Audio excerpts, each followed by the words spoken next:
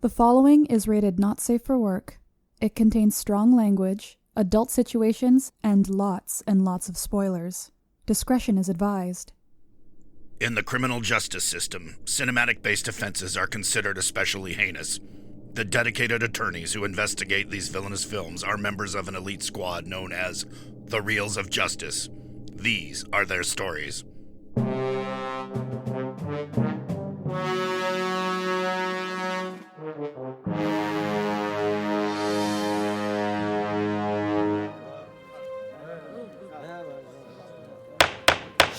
Order, please, order. The Reels of Justice is now in session. Judge Maynard Bings presiding. Will you all rise for the Honorable Judge Maynard Bings? Be seated. Welcome to the Reels of Justice. Today we are hearing the case of The People versus The Omega Man, a 1971 post-apocalyptic action film starring Charlton Heston as the last remnant of humanity after biological warfare has exterminated all but a small band of now deformed homicidal ghouls. For those of you unfamiliar with our court proceedings, we are here to determine if this film is guilty of being a bad movie. As always in this courtroom, films are to be considered excellent until proven awful, and the burden of proof lies upon the prosecution to prove beyond a shadow of a reasonable doubt that this film is guilty. Mr. Dietz, you creature of the wheel, you are appearing on behalf of the prosecution. You may begin your opening statement. Okay. Ladies and gentlemen, Your Honor, I stand before you tonight with a heavy heart. My heart aches for what needs to be done in these proceedings. For perhaps like many of you, the film we are about to address was once a favorite of mine. Of course, that was when I was 14, and Charlton Heston was a hero to me. The defense counsel, if they did any kind of research, might even point out that, at an impressionable age, I created a Super 8mm parody of this film, indicating my fondness for the film and its star. But the veils of time often slip away to reveal a cold reality of the things we once adored.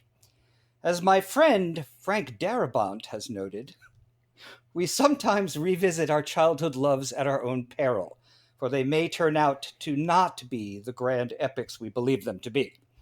The Omega Man is a perfect example of that kind of imperfection. It should have and could have been a worthwhile adaptation of one of the most beloved science fiction novels of all time. Richard Matheson's I Am Legend had been made previously as The Last Man on Earth with Vincent Price, and while it was made on a low budget, it still managed to instill a sense of dread that the Omega Man simply does not. And that is one of the main reasons, but certainly not the only reason, the Omega Man fails. In fact, during this trial, I will present to you no less than 17 points of indefensible failure that will leave you compelled to agree with a Reels of Justice verdict of guilty. Very good. Thank you, Mr. Dietz. Mr. Haslar, Lord of the Infernal Engines and Machines, you are representing the defense. Please present your opening statement. Peoples of the jury, the Omega Mega Man just isn't a good movie. It's a classic. It thrives in its portrayal of two worlds, one desolate and abandoned Los Angeles just oozing with atmosphere like those abandoned shopping malls. A world where Robert Neville, the last man on Earth, or so it seems, scours abandoned buildings for supplies and spins up old movies in abandoned movie theaters, yearning for the days of yesteryear before humanity was wiped out. The other world being when the sun goes down and the streets come alive with ghastly mutants, hell-bent on killing Neville and the technological world from which they sprung. These sequences feature an engaging villain, balls-to-the-wall action, and some of the best popcorn munching you'll do this side of Top Gun. Based on a very odd book with a few good ideas, Richard Matheson's I Am Legend, where a man lives in a modern world where vampires have spawned from a disease. Also drawing from the adaptation of Vincent Price's The Last Man on Earth, the Omega Mega Man takes what works from the past and makes it better. It creates its own thing and makes it more action-based, going from vampires, despising crucifixes, garlic mirrors, and all, and turning them into much more grounded, diseased mutants is 100% the right call. Casting Charlton Heston as a character who is a self-proclaimed narcissist, again, 100% the right call. And throwing romance, reflection, action, and just plain fun. Guys, come on. Give the other movies a chance. This movie is even further amplified in our COVID-wrecked landscape. What would be a more perfect movie to watch right now? Not only is the film about a pandemic, with quarantine, we can very easily identify with a man who is very truly alone. Nothing to live for but our memories. Nothing to live with but our gadgets and gimmicks. We create our own little indoor rituals, trying to create some semblance of routine and sanity. On Sundays, we dress for dinner. And we look outside in disdain as we hear people outside laughing and jeering as we are stuck inside. A more timely movie there never was. Thank you. Thank you very much, Mr. Is anyone else worried about Ben? Yeah, I am. I'm like, what kind of quarantine is Ben going through? And defense counselor, are you calling it the Omega Mega Man because there's a Omega symbol in the title? That's how it's spelled, Your Honor. The Omega Mega Man. Okay, I'm going to ask you to stop doing that. Mr. Dietz, you may proceed with your first of 17 exhibits. Okay. Number one. From the very first scene in the film, from the very beginning, there are inexcusable mistakes. Before the credits even roll, there's a shot of supposedly deserted Los Angeles street where not one, but two moving vehicles could be seen in the background. Now, it's either sloppy or just lazy editing. Now, one could argue and say, oh, well, that may be what those cars are, the humans that he doesn't know about. But no, it's not that. It's just that they didn't bother to edit that out of there. Because, and you know, obviously, it's 1971. It's the days, you know, before instant gratification when it comes to movies. You know, we didn't have VHS or DVD or Blu-ray, anything like that. So a lot of editors back then, granted, might go, no one's going to notice it on a 70-foot screen. Right? Yeah. So right off the bat, I'm just like, oh, okay, that's the attention to detail that we're going to be dealing with here, right? Again, something I didn't notice when I was 14, by the way. Number two. On a 70-foot screen. Yeah. Number two, Heston's character, Robert Neville, watches a movie. The movie is Woodstock, to be precise, where he mouths word for word the dialogue of a person on the screen. Now, this would obviously indicate that Neville has watched this particular movie many, many times. Why, of all movies, would Woodstock be the movie he chooses to watch over and over? There are several other movie theaters that you could see on the same street, and Neville's character isn't exactly a hip dude. Country Joe and the Fish?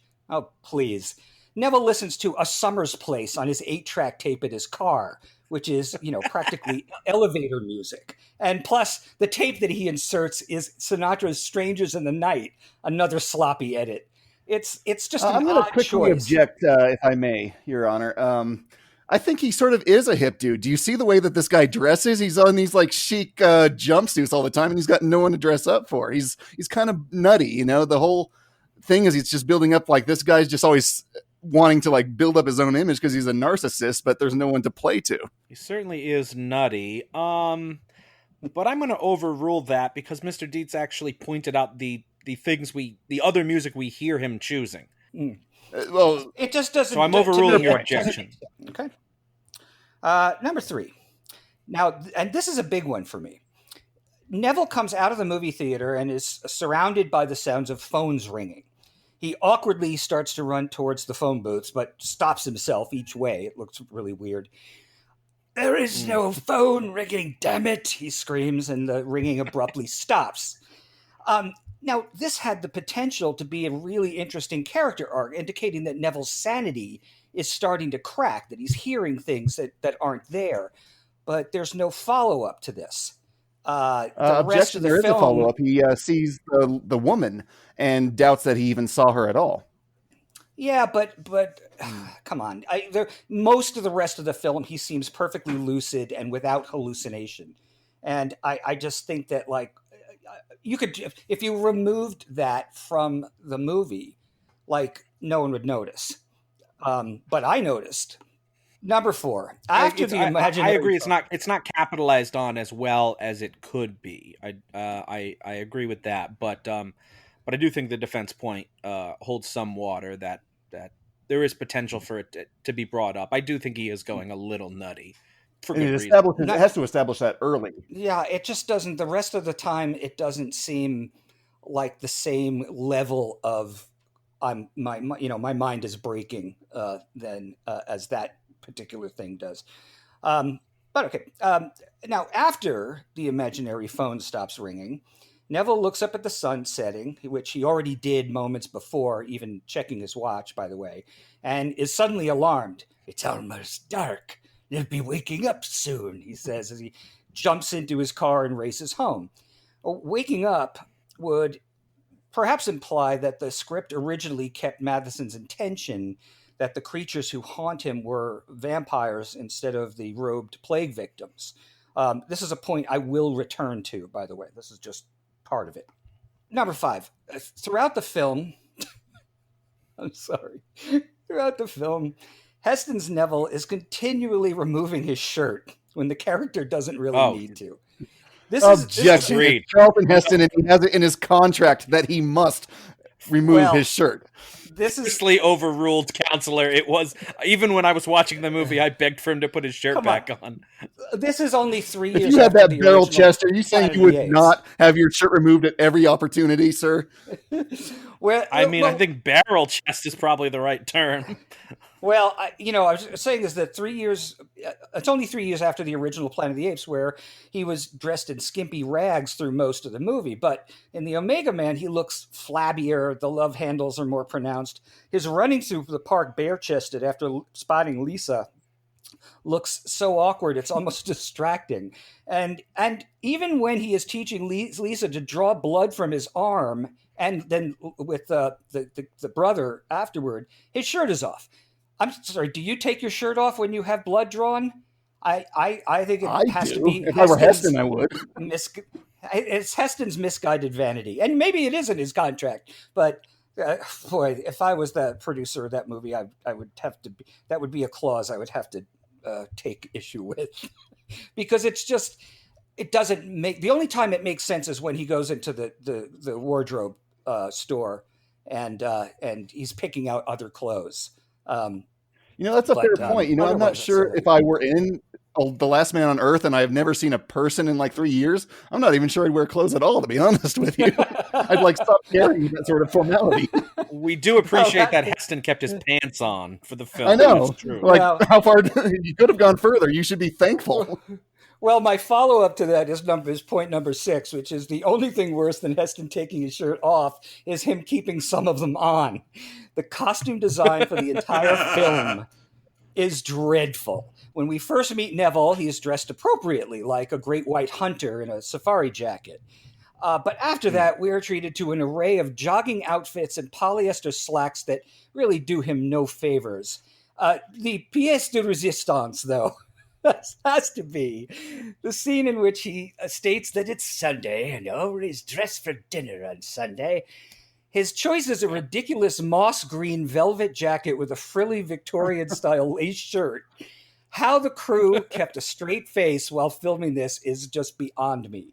And Neville has to play out his final act in a shiny blue jumpsuit that looks pretty ridiculous. He's living in a honky paradise, man. The ghouls say so themselves. That's true.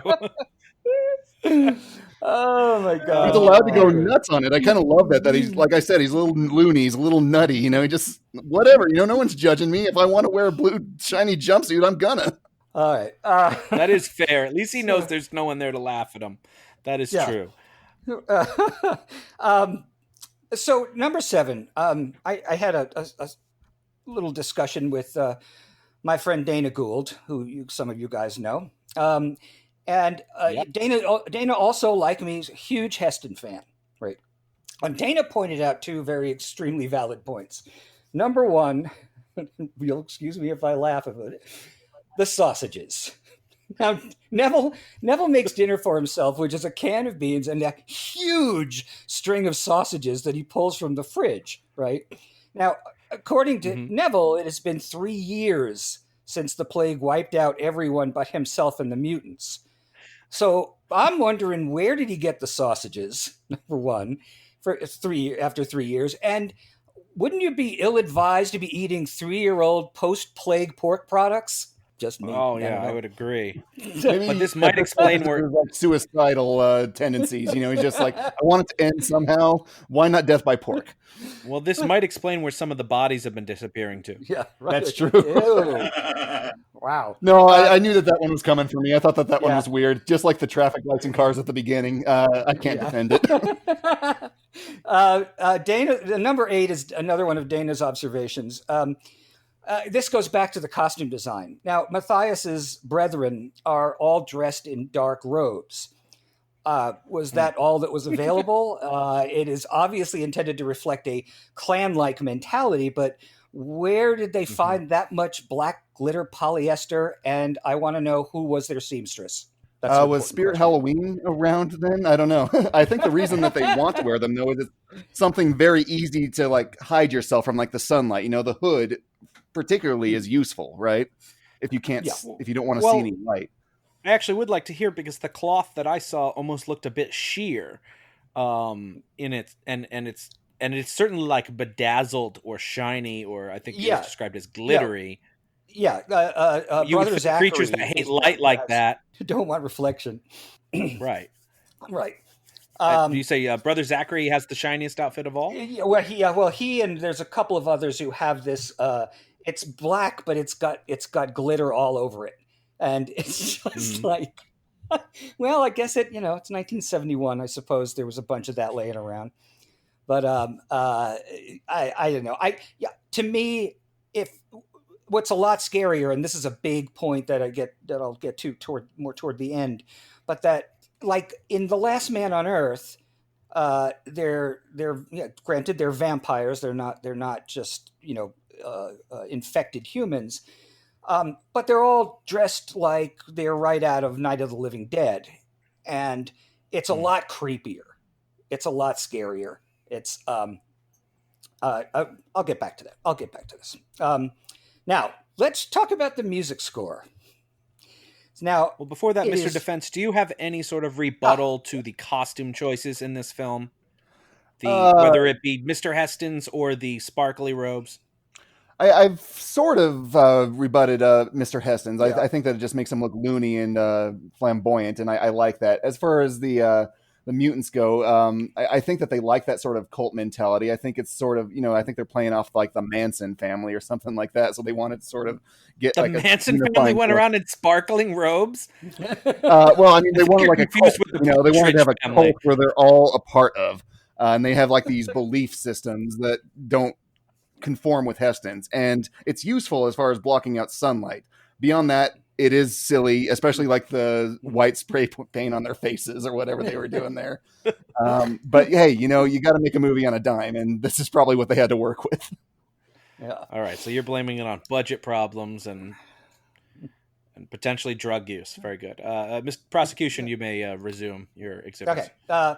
So the music score is very early 70s funky, but the problem with it is it almost never matches the atmosphere of the scene that it's scored to. It diminishes, to me, what should have made the family something really to be frightened of. The perfect example is when Neville crashes his car at the courthouse and then gets surrounded by the mutants. The music is this goofy calliope-like piece that belongs more in a comedy. It shocks me that nobody at the studio, none of the studio execs, looked at each other and says, "What the fuck was that?" Oh, pardon my French. What the hell was that? No, please swear. You can swear all the fuck you like. Okay, great. You only get 3 though. Okay, I was going to keep my R rating. I just feel like sometimes the music is this kind of charged up typical action movie stuff, and that plays sometimes in the right places, but there's no to me there's no sense of foreboding. There's no sense of dread, of fear in any of the music in that film at all. A rebuttal, if I may. I think that the intent was to make it more of an action film rather than a horror film like The Last Man on Earth. We got him riding a motorcycle underneath the football stadium there, so that sort of thing is meant to have that sort of energy. Yeah, I suppose. I mean, it does. The Dirty Harry movies sometimes had that kind of music scored to it. But I just think that. Tell me, good sir, that you did not hum that song to yourself while you were cooking dinner after screening it, because I sure did. Well, I was making sausages and beans, so naturally, of course, as we all do. Were those fresh sausages? They were only 2 years old. It was all good. Oh, that's fine then. And this is the next one. Number 11 is really about. I feel like they picked like all the wrong people to work on this movie. Like they like if they had all of Hollywood to choose from, and they picked the one who was going to create the worst score, the one who has the most unimaginative lighting in the world. Now, Matthias and the family have denounced the use of electricity, but strangely, their hive is extremely well lit for the amount of candles that they have. And maybe the seamstress is also making all the candles, but it's reflecting off their sheer hoods, man. I mean, that's you just answered that question from earlier. They even have enough candles to light up a good portion of the football field where they intend to burn them all at the stake. The point being that the lighting design is really just unimaginative and doesn't create any kind of creepy atmosphere. And most of the film is lit like a 1970s TV movie, and the kind of obvious sets, the soundstage sets, kind of add to that overall sort of lackluster, tone. So the lighting gets a fail from me.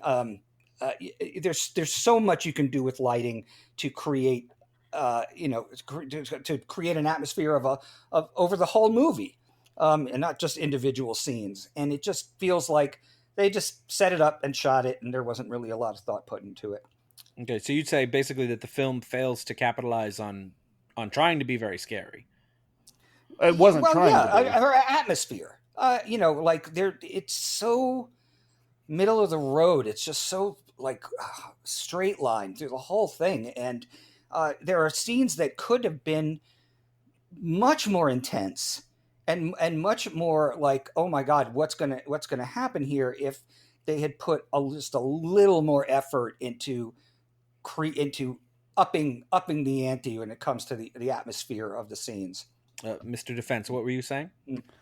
Well, again, it's an action movie. I think, like, as far as lighting goes, like, if they were doing everything through candlelight, that would be more of a horror film, and they weren't trying to go for that. That's really my only defense to that. I do think, maybe the lighting isn't great. There was never a shot where I was like, oh, wow, and then the guy steps out, and there he is, or anything like that. But it wasn't a failure for me either. It didn't... It at never point, takes me out of the movie where I'm thinking, oh, I shouldn't be able to see that because there's only so many candles in the room or anything like that. Okay. I understand that it wasn't something that jumped out at you as being a problem per se. I'd agree it's middle of the road. I wouldn't. I don't think, you know what, again, I wouldn't have noticed that back in the day before I actually made movies, but now that kind of stuff it jumps out at me a lot more. In fact, most of this stuff, like I said, when I was younger, none of this stuff bothered me about this movie. I had great admiration for it, but now I watch it, and there are things like my point number 12. There are actions taken by characters that don't make sense to me, and the biggest one, probably the biggest one, is the aforementioned football field scene. Now, Matthias's mutants drag Neville. First of all, and by the way, when they first drag him out, they put this ridiculous white pointed dunce cap on his head.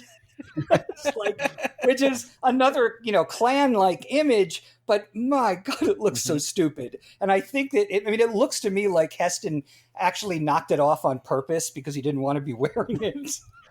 I thought that too, but it does fit the character that he would. Quickly, but it's so funny to me that they drag him all over the place.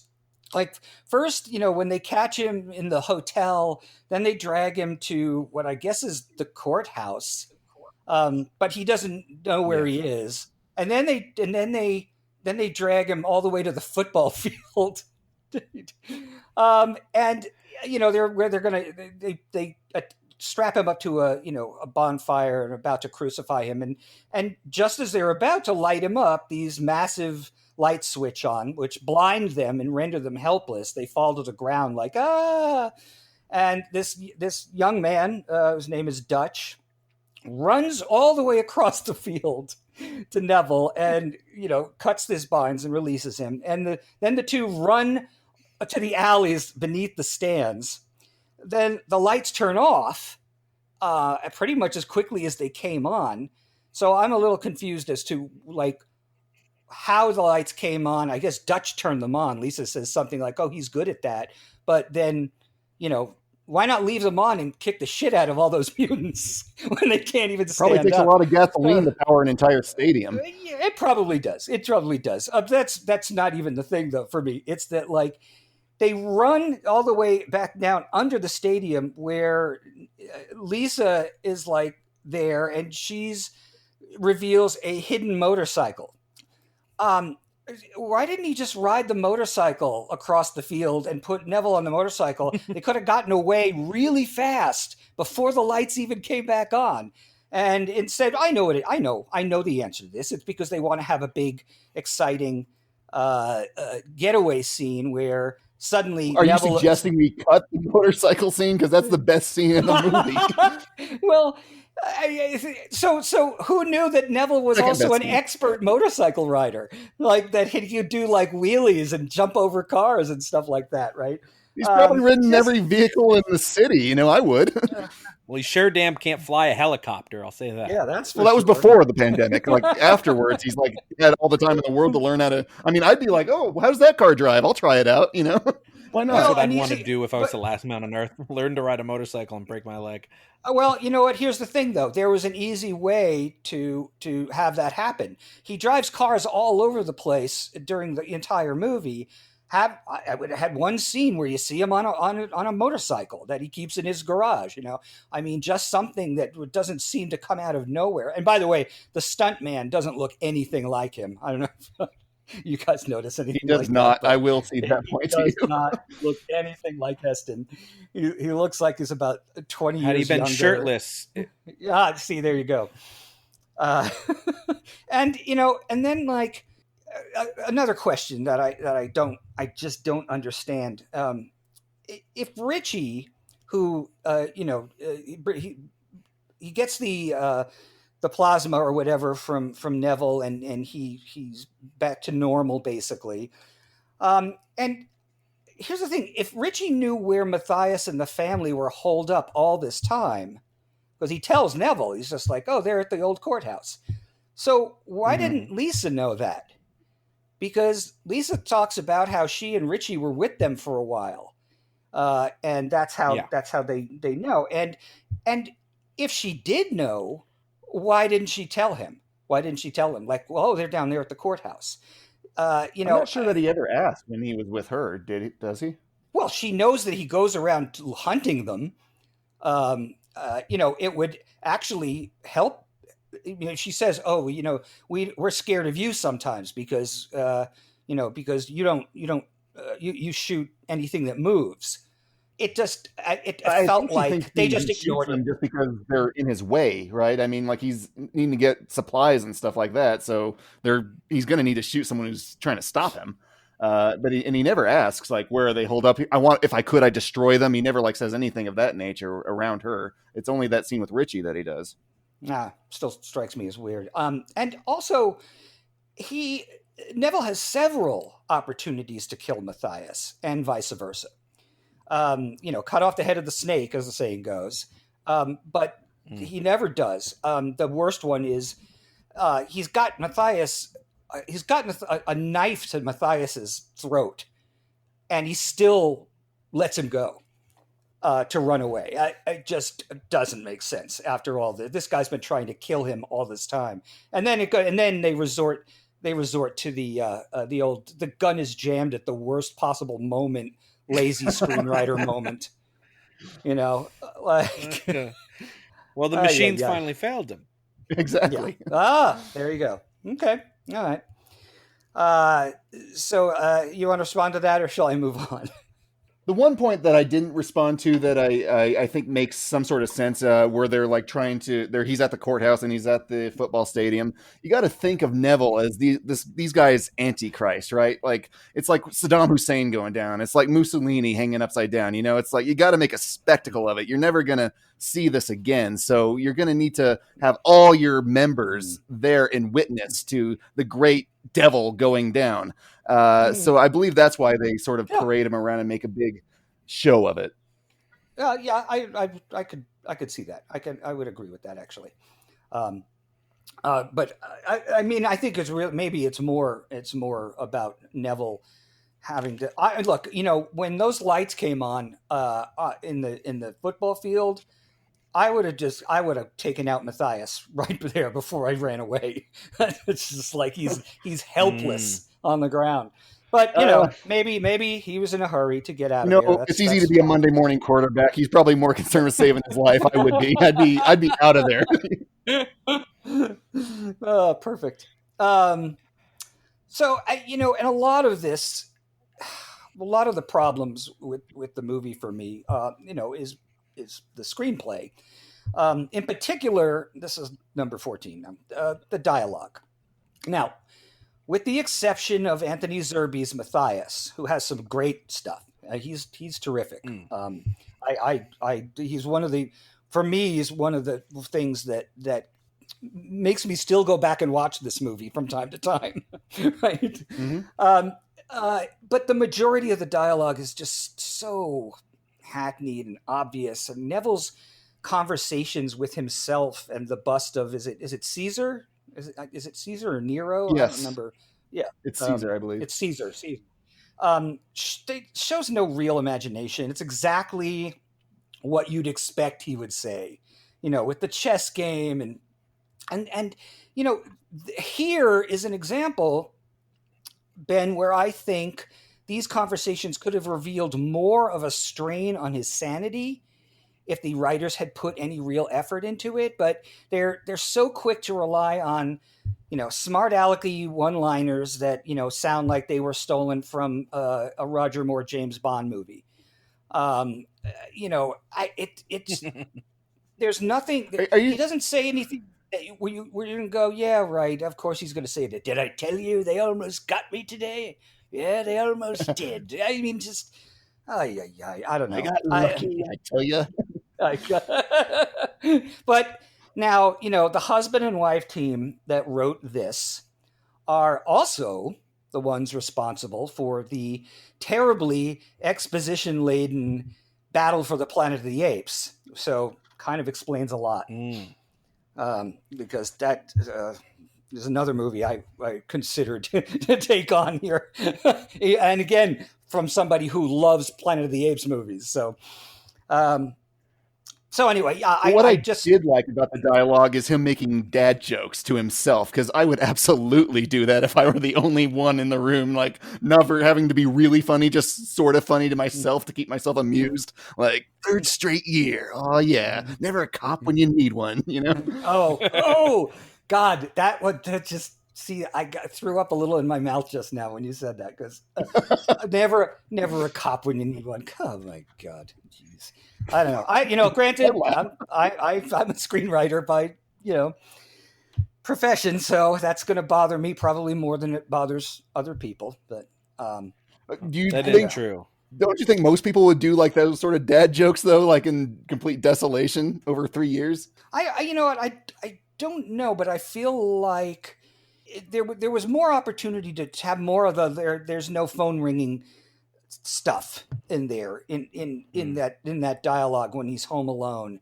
There's a wonderful.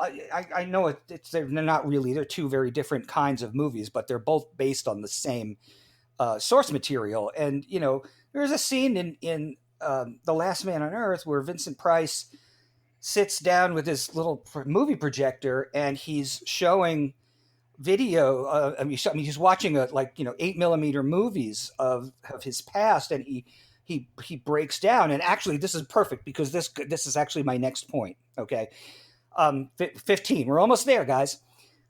So here's Heston. Here's Heston at the height of his climb off my back period. With the world weary Heston. To me, he just never seems that invested in the character. Like, he barely registers surprise when suddenly two normal people show up. I mean, he's surprised when he sees Lisa and chases her, but he doesn't seem that surprised when Dutch shows up. He's just like, "Who are you?"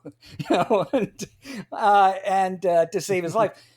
But here's the biggest problem, I think, is that his backstory lacks any real emotional punch as it does for Price in Last Man on Earth, and for that matter, Will Smith in I Am Legend. The complete removal of his grief for his dead wife and daughter makes the character kind of shallow, and once again, could have compounded his battle to remain sane if he's haunted by the fact that he had to kill his own wife and kid, or he didn't kill his wife and she came back to try to kill him. That's tough stuff, man. That's really tough stuff. And there's no reference to any kind of family for his character or anything in his past other than he worked in a little soundstage science office for 2 minutes in the movie. And then he gets in the helicopter. I do agree with you. I think that certainly is it's two aspects that make I Am Legend and Last Man on Earth just a little bit more heavy and a little bit better. They're probably two of my favorite things about those two movies. But what this film does do, I think, very well is that film where he's watching Woodstock and he has this very forlorn look about the world gone. There are these emotional moments that he does have that sort of substitute for that. God, do I miss drugs and hippies. Well, you know what I think? I mean, I understand. Look, I know why they picked that movie, but it worked in their favor just because it's a movie that shows lots and lots of people. And so that does make a certain amount of sense. I happen to know the real reason they chose the movie is because that company owned it. So they didn't have to pay for it. But but that aside, but I mean, still works though. Heston, there isn't a whole lot that I don't feel like I really care for him that much. And it doesn't feel to me like Heston is really giving it at all. At times it feels to me like he's phoning it in. And, and look, 2 years later, he made Soylent Green, which is a far more engaging, intelligent film in which he gives, in my opinion, one of his very best performances. So it's not like he didn't have it anymore, But I don't know. I as much as I love him, I still love Charlton Heston as an actor overall. But I as an actor, yes. Well, that obviously yes. So I keep referring to the source material because I think it's important that this is where it came from. This is I get it. It's probably less expensive to have a bunch of mutants dressed in sheets than to have them be vampires where you need more makeup or whatever. But that aside, okay, the novel I Am Legend ends with Neville dying, looking out a tiny little window at the new normal of infected society. The revelation that he was actually the monster, the villain who stalked the city, killing vampire and human alike. Now he's the new mythical creature for the new world. Yeah, exactly. Yeah, the legend, as it were. The legend, exactly. Yeah. That's the last line of the novel, actually, or novella. I guess it's not a full novel. The Omega Man ends with Neville finally is killed by Matthias, handing over the bottle of antidote that's made from his own immune system to Dutch before dying so obviously Christ-like in the fountain. Now, Heston loved characters who meet a tragic end. Like he's done a ton of movies where the character dies at the end. They love to die. Yeah, Beneath the Planet of the Apes, Earthquake. Oh, and by the way, Earthquake is a whole nother Reels of Justice episode. But here's the thing, and you might be surprised for me to say this, but if you're going to homogenize Matheson's work by removing all the real terror that moved the story forward, why then end on a downer for an action movie like this, for the hero? To me, Neville's death seems unnecessary in this scenario. It'd be far more satisfying to have Neville drive off to the mountains with his new family ready to rebuild the world. I don't know. I'm surprised that this surprised me, but especially this, just watching it again the other night, I was just like, why not? If you're going to change it, if you're going to change things that much, he's not a legend anymore. Just let him, he could still be a legend, I guess, that lives up in the mountains, but, you know what I mean? Like, I just felt like if you're going to go to that extreme where you're going to change the story and who the supposed villains are, I didn't feel like there was a reason for him to die as a martyr or whatever else. I think it would have been, I would have been much happier if he lived and he got away and they went off and lived happily ever after. In hindsight, it's sometimes hard to make the right call. I'm not sure if them going happily ever after is the satisfying ending for me. But they're adapting from the book, so I think the main character dies in all 4 incarnations. So it probably just didn't occur to them. I didn't think the ending was necessarily bad beyond the hit you over the head symbolism. That always makes me roll my eyes. And especially it's Heston. I love when the little girl says, "Are you God?" Right, and then earlier he's like, "They tried to crucify me." Foreshadowing, folks. Just in case we forgot. Are the King of Kings. I rest my case. Very good. So the prosecution has rested. Mr. Defense Counselor, you may present your exhibits. I would like to go back to the first act, if I may, because I think that this is one of the best first acts I've really ever seen in a movie, where it starts off with a lone man driving in a beautiful car in abandoned streets of Los Angeles, and it gives us that creepy, empty Almost shopping mall abandoned feeling. So I will cede to the prosecution that I did notice the cars, and I did notice the stoplight on, and that did bug me. But it got away from it pretty quick with that empty, creepy desolation feeling. And I quickly realized, he's the last guy on Earth, especially when it's this big city and you're not seeing any cars like in the foreground. Like when you do see them, they're way the heck out there.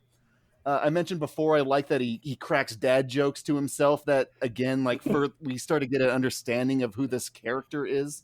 And unlike The Last Man on Earth or I Am Legend, this one actually shows him using generators to keep things going. I like that it sort of establishes this world as being very apocalyptic, and I think it was probably a forerunner for most apocalyptic movies following this. It really has that sort of staying power. I mentioned, again, I like that look of forlornness as he's in the movie theater watching people in a concert, having fun, and he's just alone interacting with the movie with just complete sadness and longing for a world of the past. It's at this point that the movie is just building and building and building on top of itself. Unlike the prosecution, I did like the phones ringing, and then they all go away by sheer will of mind, showing that he is losing his mind and that it's been 3 years. And then as he pulls in the dark, he's attacked by mysterious hooded men. The mystery is complete in this fantastic introduction. Everything is built upon itself, and the mystery and the character is all perfect. Now, you mentioned you enjoyed the generator stuff, but I mean, could you speak to the realism that you felt was captured in this post-apocalyptic world? It never felt forced, and a lot of times where they're trying to establish the world, sometimes it's just like, if you're watching on a second go through, you're like, yeah, this is how the world works. But in this case, he just pulls in, he flips the generator, and then the lights come on. That's really all you need, and it establishes very well that this is all of his making, that he's the only one creating the power, and he's the only one on Earth. Interesting. I'm not any rebuttal, sure. prosecution. Well, I just I'm not taking away from what you're saying, but I'm pretty sure that at least The Last Man on Earth, and I haven't seen I Am Legend since it came out, and I've also never seen I Am Omega, which is another version of this story that starred Mark Dacascos. Really, but based on the I Am Legend? I didn't see that come up. I'm pretty sure that Last Man on Earth, he has a generator also that he's created, and he has to keep running, because I think at one point it gets knocked out. But I used to think to myself that first 20 minutes of the movie were my favorite parts, and it probably still is, just because it still feels to me like the source material, and I think that could have maybe done a little better job with if it's been 3 years. What is that going to look like? What happened to all the dead people? Like, they show them in a flashback, like grabbing their throats, and everybody's just dropping to the floor in the middle of the street. And I just feel like it almost like a one of the later George Romero movies, that there would be more, corpses strewn about even after all these years. And there's a few. There's a couple of them, so, I know, but yeah, I don't know how long does something rot. I assume he ground. I assume he ground most of them into sausage. Well, that would explain it a lot. Show what happens to like dogs and wild animals that might be like scavenging for food. So I kind of assume that might have happened as well. I think there would be at least ravaged skeletons all around. I guess if I was being generous to the film, I'd assume he would have collected bodies out of the streets to make driving around easier. Yeah, he's not really interested in disposing of the bodies like Vincent Price is, so it's just not quite its focus. Yeah, and there was no dog, right? They didn't have a dog. Yeah, just it's such a big part of. It's not a big part in Last Man on Earth. It's a big part of the book, and it's obviously a different kind of thing in the Will Smith movie. Where the dog is his best buddy, but my point is they may have like dragged the corpses away. So yeah. Well, that would have been cool too, though, to see a pack of wild dogs. If the dogs don't catch the plague. Maybe it's a deleted scene. I will agree with you that first 20 minutes is the part that I enjoy the most of the movie. There's some good stuff in there. But question from the bench, and it was a point brought up by the prosecution about how 3 years have passed and what does that look like? Defense, do you feel like this film, how do you feel this film depicts 3 years after the apocalypse? Do you think it's fair? Do you think it's taking a lot of creative license? I think it's fair. It's mostly desolate and abandoned, and you see like a lot of. I don't know what the streets of LA look like, so I don't know if like those papers flying around are accurate, and they just didn't have to do any work whatsoever. But for those me, are flyers for local bands. So I actually know the answer to that too. They found the producers found an area of Los Angeles that is like off of downtown Los Angeles that was just filled with empty buildings and trash, and they shot all of those scenes in that same like 3 blocks. In the morning, right? Because it's like banks and stuff, and nobody's going to those banks at like Saturday 5 a.m. Yeah, a lot of closed up buildings. They probably had to chase out a bunch of transients that were what do they call it, squatting in there and so forth. But that's in that sense, I give them that though. They did manage to make that one relatively small area look like there was more to it. So Yeah, kudos things like to them standing for on the that. top of Again, from buildings a and you don't filmmaker. really see much for miles. Or much moving, I mean. Well, that's funny too, because if you look at those shots, you can see that the shadows are really long on the street, which means they were shooting it probably at 5:30 in the morning before anybody was really out or anything like that. Which is how else are you going to do it? Nowadays, you could CG them out or whatever, but for back then, that was pretty much the only way you're going to get a shot like that. So what you're really saying is that Futurama episode where Fry thinks he's in a post-apocalyptic wasteland, it turns out that it's Los Angeles today, is correct? Is that true? That's funny. Yeah, that's a Futurama episode. For sure. I don't think I saw that episode. That's funny. Mr. Defense, do you have any further exhibits? Yes, I would like to talk about the family. They're not vampires. They're not zombies. And these people are their own thing. They keep the most frightening aspect of that genre of monster alive. The thought that your beliefs, your personality, and your very being are drained from your body and replaced with something mindless and evil is terrifying. But let's face it, these monsters have been done to death. So what this movie does is they transform them into creatures of intelligence. Imagine a disease that not only makes you averse to light and your skins erupt into sores, but also makes you so paranoid that you start thinking Del Taco is the way to go. The family is the Mansons meet zombies. You hate technology, you hate books, you hate history.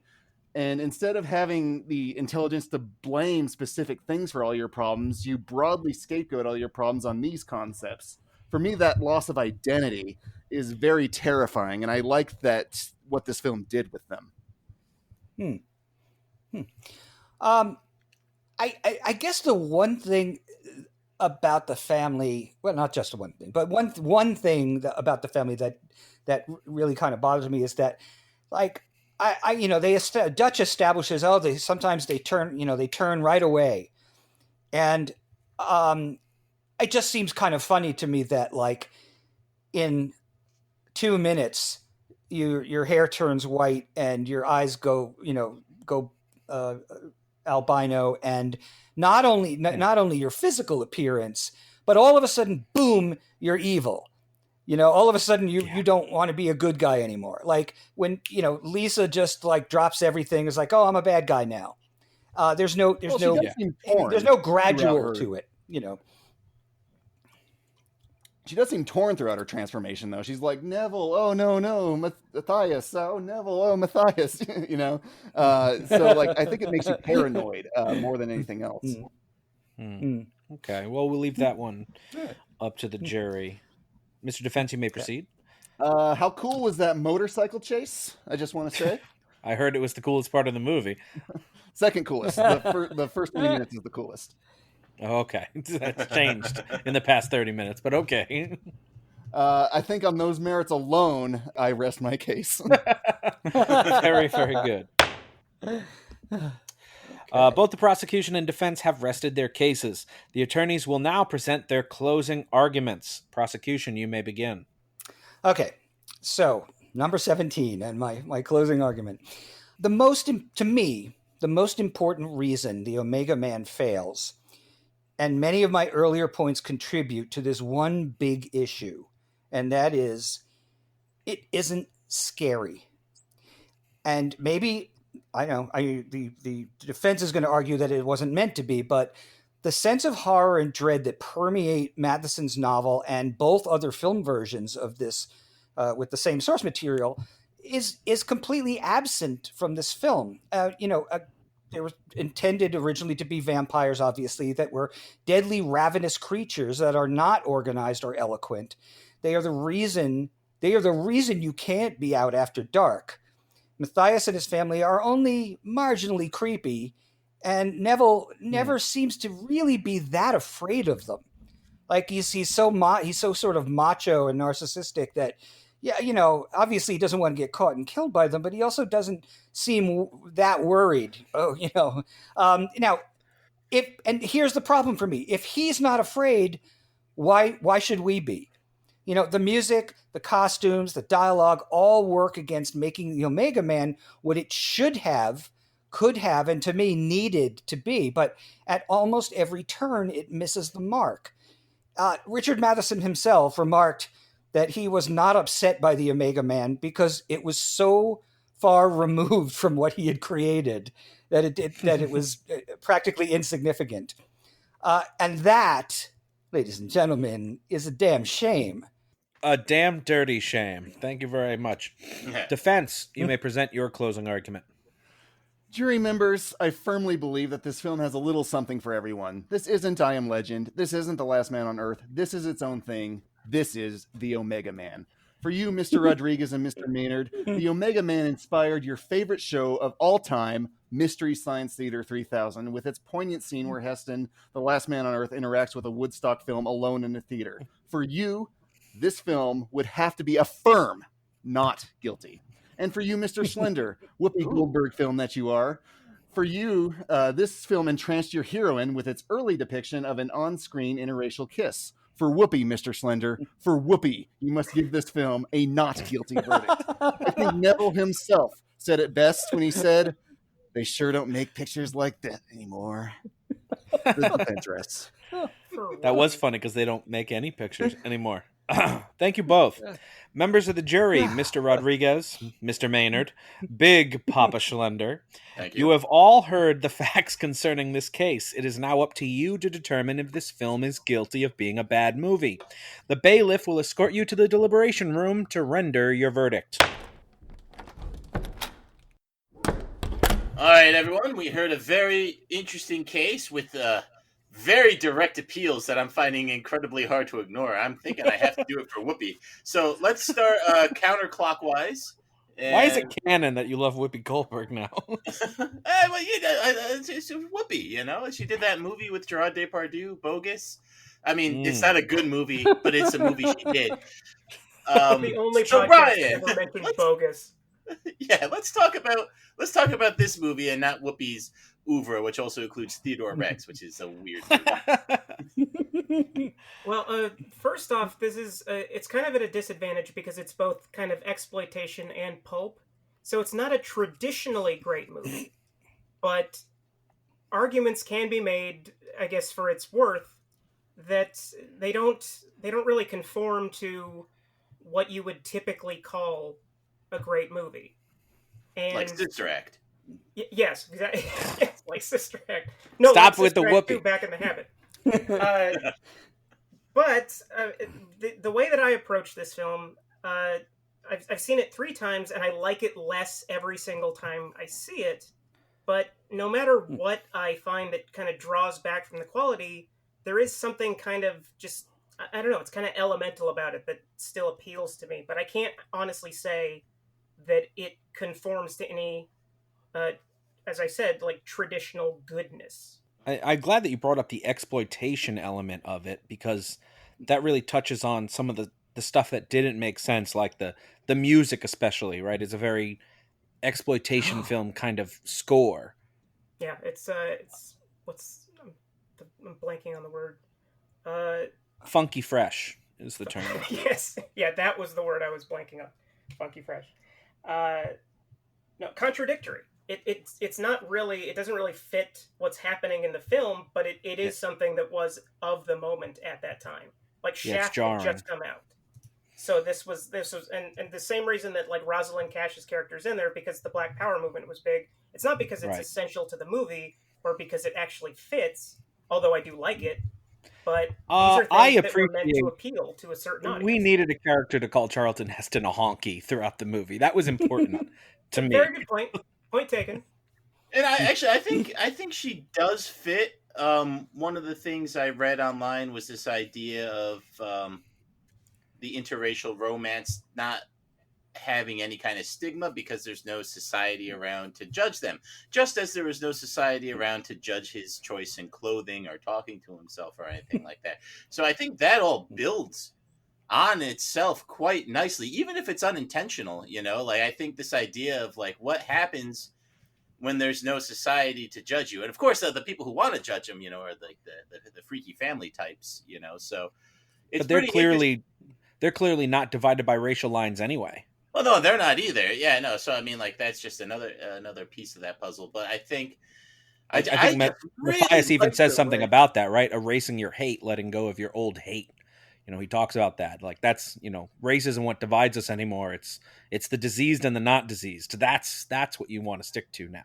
Yeah, exactly. And I just really like Charlton Heston in this. I do think he was phoning some of it. I loved seeing him without his shirt. I just thought that was hilarious. I think you're the only one. I think it's interesting the way, in looking at the arguments and the way these two fine gentlemen presented their cases, despite Frank's lack of mentioning of Whoopi Goldberg. I do have to say I like seeing it from his perspective. He saw the movie when he was 14.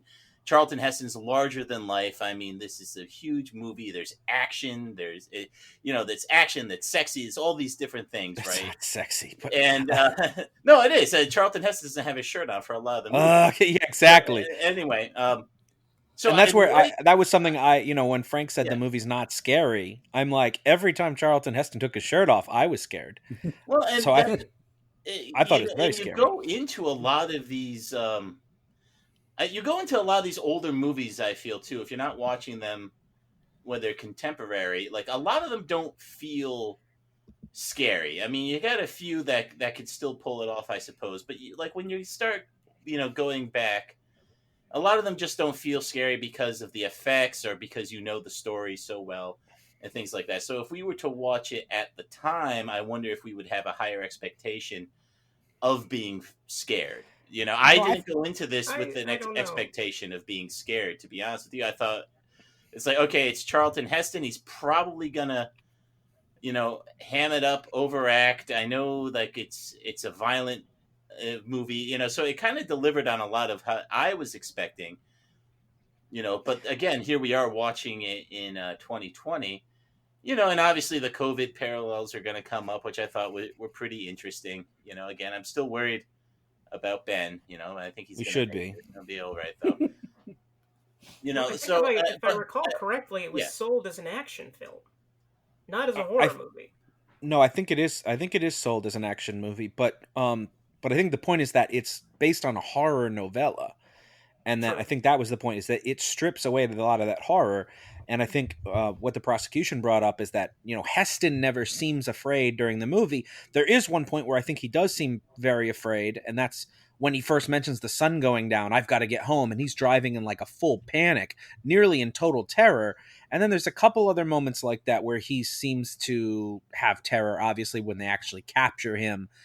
There's fear there, but it's more of a getaway fear than a full out terror. Like, the terror is, to me, just that one mad sprint home. Yeah, it's the adrenaline kind of fear, like that fight or flight thing. I think that was a strong point that Frank made.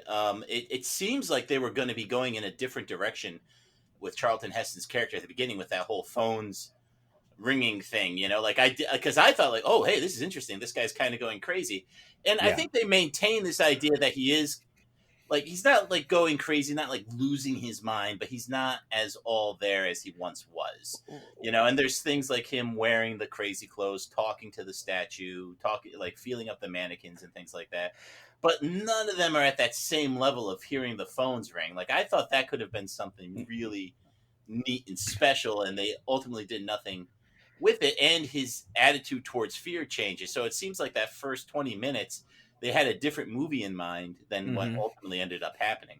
I would have liked to see the movie that came for the first 20 minutes. I like the direction it was headed a lot. Like, I love as soon as he pulls up and he sees the guy running in the building, he just pulls out that gun and just, like, that was fantastic. Like, in the beginning, just such a good job of setting up the expectations, which I think it delivers on, but just not nearly as much as you think. It's like when, one of those cakes where you're like, oh, this has got that good buttercream frosting, but then it's the whipped frosting, and it's like, it's just not as good.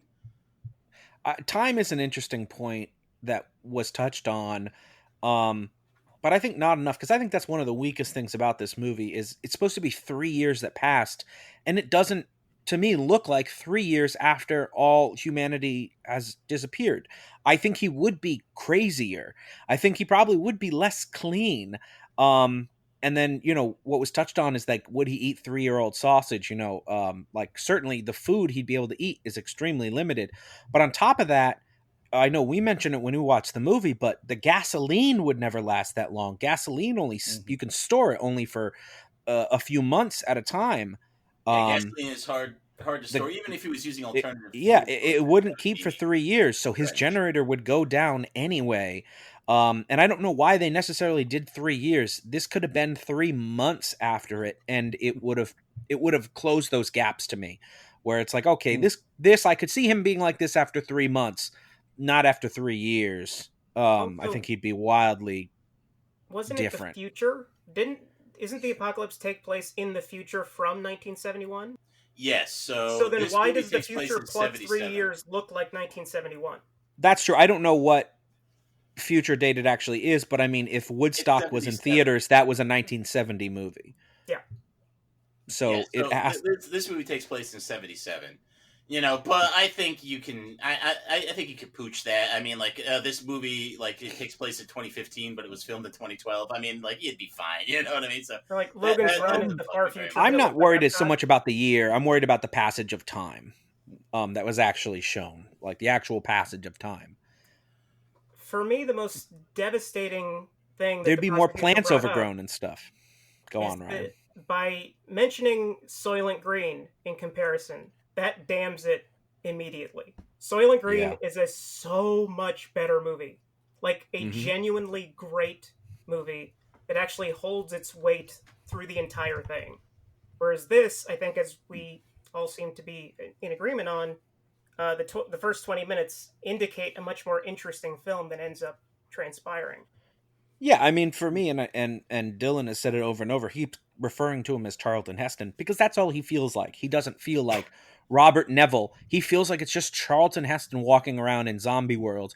And on paper, that sounds pretty okay, but then you're like, well, you are supposed to be a character, dude, and you really are just yourself. I mean, this is just like you. Any Charlton Heston movie eventually becomes a Charlton Heston movie, except for maybe Touch of Evil. Well, I liked him in Caesar, too, but...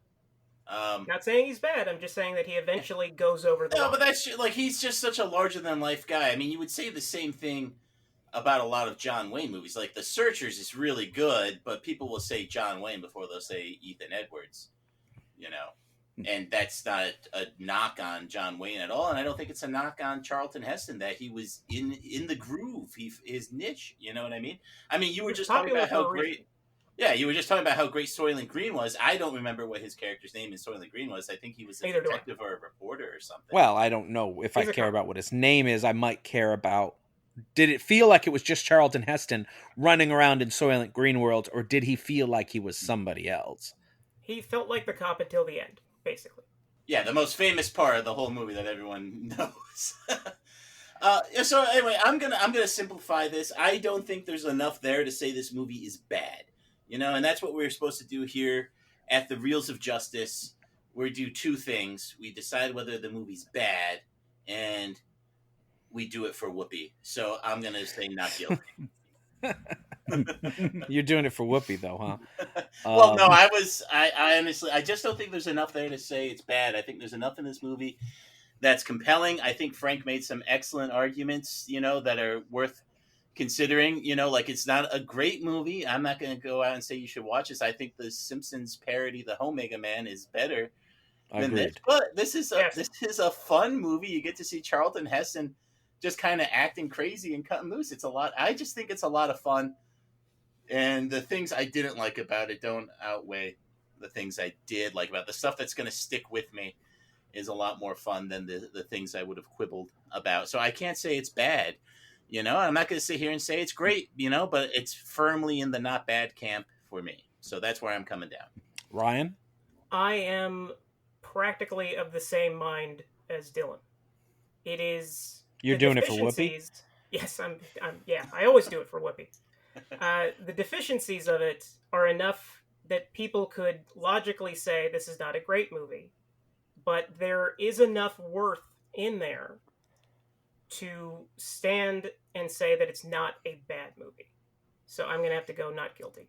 Okay. I think I'm probably where you guys are. I think there are some real continuity problems, like obviously the cars driving around, that sucks. So some of that is, you know, budget problems that are suffering from it. But I guess it's a movie that I've always liked as a popcorn movie, right? As just a cool action flick. And even though it is just Charlton Heston being Charlton Heston and shooting at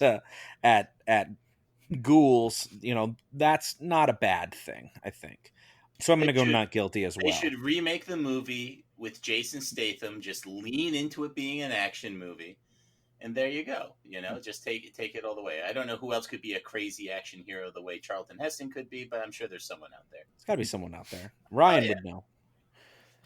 But if that's what it is, we want to go out there and deliver the verdict then, Mr. Foreman? Yes, let us go out and tell the handsome judge. Mr. Foreman, have you reached a verdict? We have, Your Honor. In the case of the people versus the Omega Man, we find the defendant not guilty. Yes!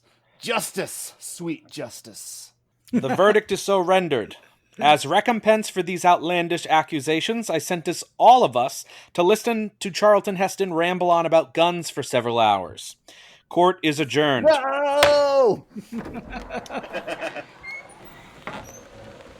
This is Stinky Whizzleteats reporting to you live from outside the Reels of Justice. Mr. Dietz, would you care to share your thoughts on the jury's verdict?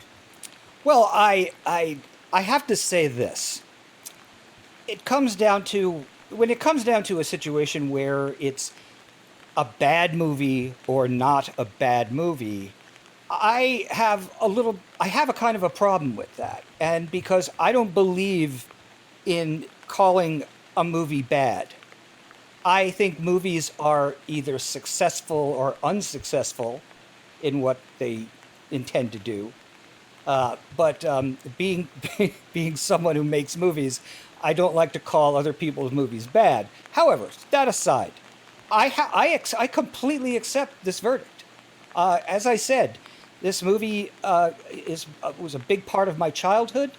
I still will watch it. I have the Blu-ray, and I thought that the defense did a very good job of pointing out the things that in my heart I knew, but this gave me an opportunity to perhaps express my disappointment with a good part of this movie. By the way, I also missed one of my own points, which was about the romance, but it doesn't matter because it wouldn't have changed. It wouldn't have changed the verdict. I just, Heston feels to me like not a ladies' man, but more like a pervy uncle. But he was acting like one though, too. I know. I know. But no, I completely accept this. There are plenty of other movies that I might have been more upset with that the jury went the way they did, but this one I can totally accept that. Thank you. And here comes Mr. Haslar. Excuse me, can we get a word on how you feel about today's verdict? Another day, another dollar, Stinky. Justice was served today, and according to the book of Heston, chapter 7, verse 1, and then Heston descended from his heavenly penthouse and rewarded the jurors who praised his barrel-chested awesomeness and rows of teeth. May God have mercy on the miserable prosecution now. Your move, Imperator. Hey, Ben, read the speech you would have done if you lost.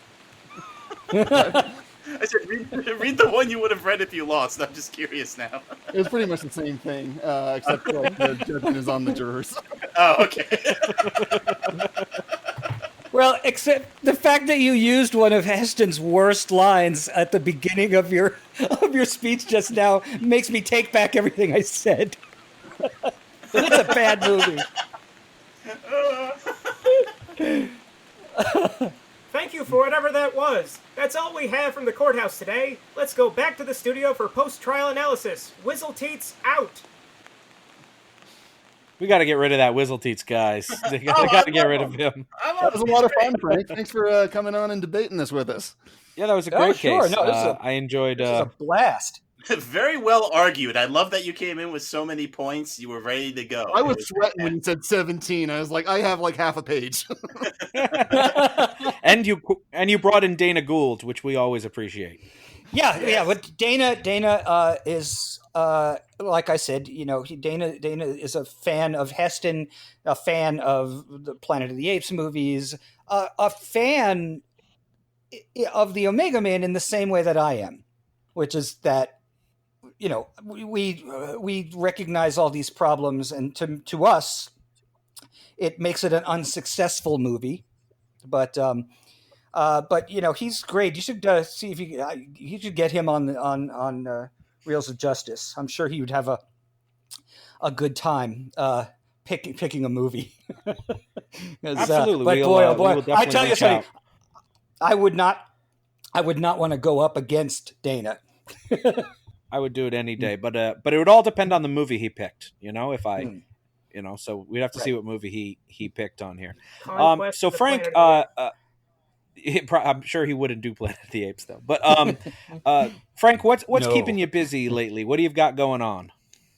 Oh boy! Well, aside from writing for Creepshow, the TV series on Shudder, AMC's Shudder, Very good show. there isn't. It's season 2, which, by the way, they just started shooting today. They finally awesome. got. Congrats. Yeah, they're down in Atlanta. They've been in quarantine for a few weeks, and they've been setting everything. Yesterday they did a test, so hopefully it'll be able to continue in production, and we'll be able to see it as soon as possible. But the episodes in season 2 are even cooler than the episodes in season 1. So very excited about it. And we were already working on season 3 as well. So that's very cool. But I've besides that, I just put out a Sketchy Things coloring book. For those that don't know, Sketchy Things is my brand of artwork. And it's mostly classic monsters and actors that played classic monsters and so forth. And in fact, there's at least 2 Charlton Heston drawings in the coloring book. Both of them from Planet of the Apes. Not of the Omega. Any Whoopi Goldberg? Not of the Omega. His chest takes up 2 pages. Yeah. Any Whoopi Goldberg in the coloring book? Not so much, because she hasn't really been in a whole lot of horror movies. Horrible movies, yes, but not horror movies per se. Poor Whoopi. Oh yeah. A minute ago, we couldn't call movies bad, but you'll call Whoopi Goldberg's movies horrible. You'll never come back from now. Not all. No, I think she's a terrific actress and has made a lot of very good movies, actually. But what was the Tyrannosaurus Rex one again? What was it called? Theodore Rex. Yeah, Theodore Rex. So that just came screaming back to me. Thank you. I love You Theodore shouldn't have Rex. opened the But, Whoopi can so of yeah. worms, my guy. So I the coloring book just came out last week, and it's on Amazon. You just look up Sketchy Things coloring book, and it should pop up. And Is that I guess a bunch of other kid-friendly? things. The Sorry? coloring book, is that like kid friendly, or is it like graphic? Oh, yeah. You mentioned like the monster. Okay. No, they're monsters, but the majority of it are the universal monsters, the classic monsters. There's some Hammer in there, and some Planet of the Apes stuff, but nothing gory, nothing titillating by any means. So it's good for kids. Oh, fantastic. Good We for were monster going to kids. get some of those coloring books anyway, Dylan, even if the kids weren't going to color in them. My kids love to color, so why not monsters, right? That is true. They don't care what they're coloring. That's true. And that's cool. And of course, as far as Sketchy Things, I know you have a lot of great books of illustrations that are out too. Yeah, they're all available. 3 books now, and there's another one that I'll be coming out sometime probably early next year. But they're all Sketchy Things is the name of my corporation, so I kind of have to utilize it in the title of every book I put out. But cool, in this world of COVID, there's not a whole lot going on, so I find ways to keep myself busy and interested and sane. I do keep hearing these fucking phones ringing all the time. I don't know where that's coming from. But aside from that, They're in your head, Frank. They're in your head. I know you've been keeping busy too with Scripts Gone Wild. doing a lot of Scripts Gone Wild. Participating in. Yeah. Yes. And for people who don't know, that's you guys have switched to online presentation now, Yeah. but basically they have Virtual, a group of actors get together and read a script from a movie. and every time you flub a line, you take a drink. And so everyone gets progressively more flubby, and it's all done in the name of charity. So, you know, I know we share the postings when they come up, so keep an eye on social media for the next Script Gone Wild show that Frank we and actually Billy will be putting on. We're doing The Princess Bride very soon, and on the 23rd we're going to be doing Planet of the Apes, and Dana Gould, Patrick Fabian from Better Call Saul is doing it, Jonah Ray, Janet Varney. We've got a Pruitt Taylor Vince. We've got like an amazing cast for that. It's going to be hilarious because Dana is adapting the script, meaning that the dialogue will be the same, but the stage directions will be different. So we're really we'll share that out. I think this episode won't release till early October, so it might be slightly after that. Well, but the thing is, we record them on our social media. Yeah, we do record. Yeah, go watch all it of anyway. them, and you can watch them on the Scripts Gone Wild YouTube page. So, yeah, absolutely. And there's a couple. I know there's a Twilight Zone one that I'm in, so you can check out that Twilight Zone one. Yeah, yep, and that's available. So we always take suggestions from our guests and go around the round table. So Frank, you get to be first. What kind of scary movie, in honor of October, we're doing scary movies this month, what sort of a horror movie or scary movie suggestion do you have for everyone? Boy, oh boy. I there's a movie that isn't quite a horror movie, but it creeps me out considerably. And I just watched it again recently, and it's another movie from the 1970s. But not a lot of people know about it or have seen it. And it's called A Boy and His Dog.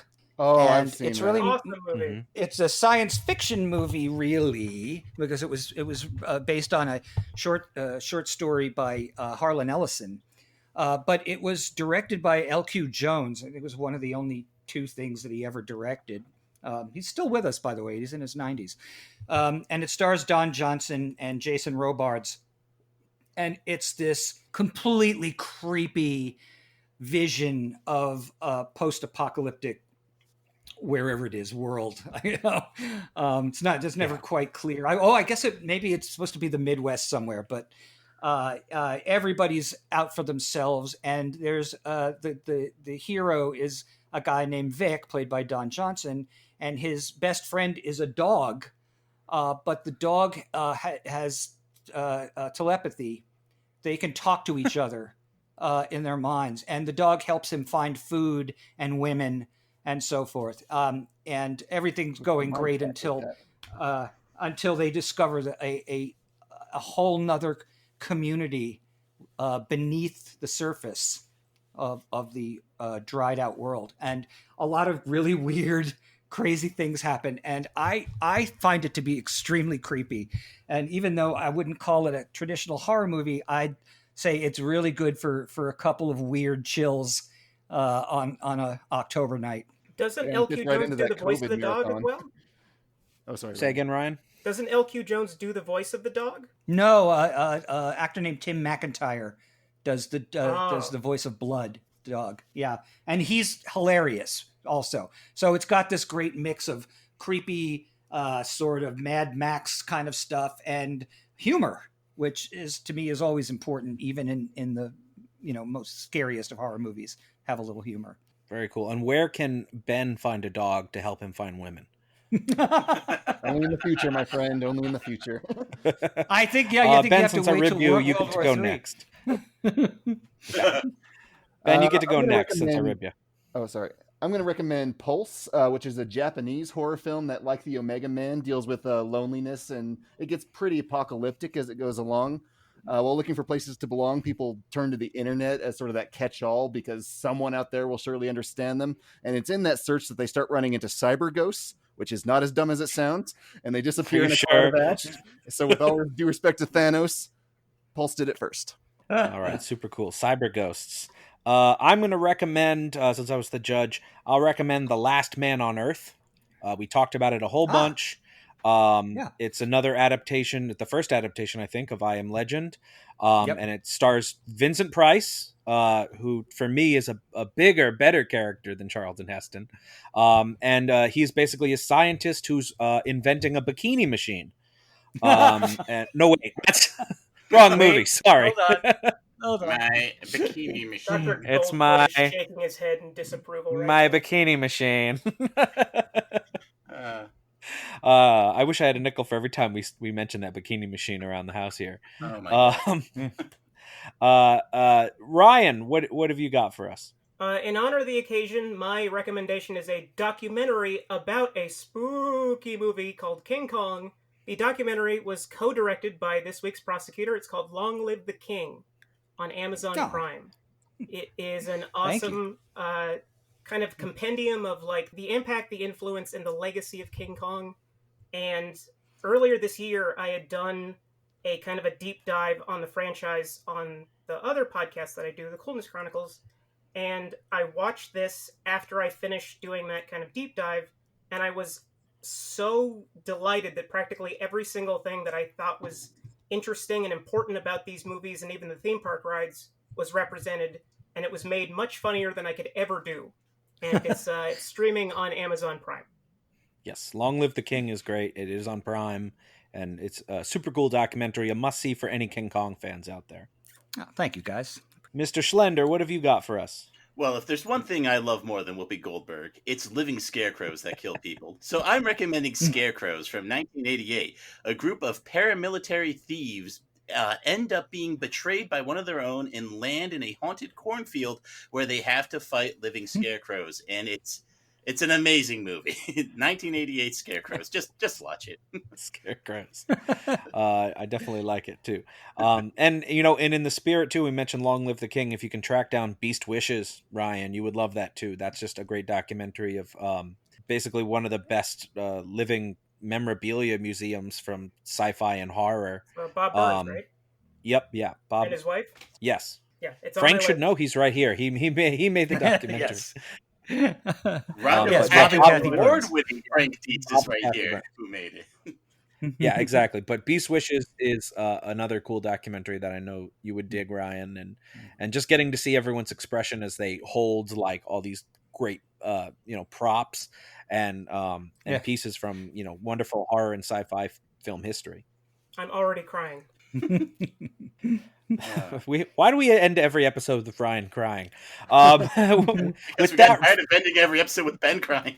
with that, Frank, thank you so much for coming on with us and helping us put this movie on trial. Oh, my pleasure. Believe me, I loved every minute of it.